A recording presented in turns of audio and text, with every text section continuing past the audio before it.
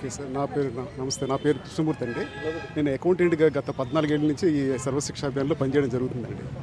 అయితే ఏంటంటే యాక్చువల్గా 2013లో సుప్రీంకోర్టు ఏం చేసిందంటే సమాన పనికి సమాన వేతనం అని చెప్పేసి క్లియర్గా చెప్పడం జరిగిందండి. అయితే ఈరోజు కూడా 13 దాదాపుగా ఇంచుమించుగా 13 ఏళ్ళు కంప్లీట్ అయిపోయింది సార్. అది చట్టం ఉంది. చట్టం ఉన్నా కానీ దాన్ని అమలు చేసే స్థితిలోని గవర్నమెంట్ అయితే లేదండి. కానీ మేము కూడా సమాజంలో ఒక వ్యక్తులు సార్. మేము ఒక వ్యక్తులే సార్. మేము కూడా కానీ మా బతుకులు ఈ స్థితిలో ఉన్నదంటే 14 ఏళ్ళ తర్వాత కూడా సుప్రీంకోర్టు ఇచ్చిన గైడ్లైన్స్ తర్వాత కూడా ఈరోజు మా బతుకులు ఇలాగే ఉన్నాయంటే కనుక ఇది ఏంటి అసలు ప్రభుత్వమా లేకపోతే ఏంటో మాకైతే అర్థం కావట్లేదండి. మాకు చదువులు ఉన్నాయి సార్. మేము చాలా చదువుకునే వచ్చాం అక్కడికి. కానీ ఇంకా ఈరోజు కూడా ఇంకా మేము చాలిన బతుకులతో 23,500కి మేము ఏం బతుకుతాం సార్ అసలు అనేది.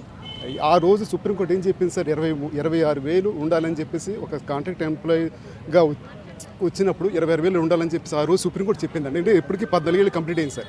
కానీ ఈ రోజు కూడా మేము 26,000కి రీచ్ అవ్వలేకపోయాం సార్. అంటే మేము ఎంత లాస్ అయిపోయాం మీడియా ద్వారా మేము తెలియజేయగలుగుతాం, మా బాధని ఆవేదనని వ్యక్తం చేయగలుగుతున్నాం సార్.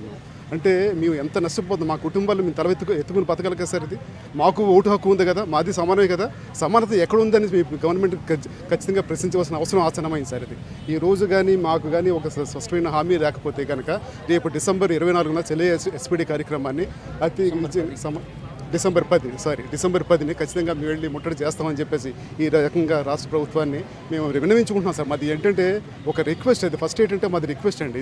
ఇన్ని సంవత్సరాలు అయిపోయింది సార్. యాక్చువల్గా మేము ఉండి ఇన్ని సంవత్సరాల నుంచి కూడా అడిగి చేసి ఎన్ని మంత్రులను మాట్లాడితే ఎంత మంత్రులని అడుగుతూ ఎమ్మెల్యేలు కానీ ఎంపీలు కానీ మాట్లాడుకుంటూ ఏమీ లేదు సార్. ప్రతిపక్షంలో ఉండాలి. ఈరోజు అధికార పక్షంలో ఉండేటప్పుడు ఆ రోజు మీకు ఈ బతుకు ఏంటంటే మీకు 23,500 అయ్యా మా ప్రభుత్వం రాగానే మీకు పెంచుతామని చెప్పి అన్నప్పుడు ఈరోజు అధికార పక్షంలోకి వచ్చిన తర్వాత చేతులు ఎత్తేసి ఎంతవరకు కరెక్ట్ అని చెప్పి మేము ప్రశ్నిస్తున్నాం సార్. మేము దయచేసి మాకు ఇప్పుడైనా సరే మాకు స్పష్టమైన హామీ ఇవ్వాలని, సమాన పతికి సమాన వేతనం ఇవ్వాలని చెప్పి మనస్ఫూర్తిగా కోరుకుంటున్నాం సార్.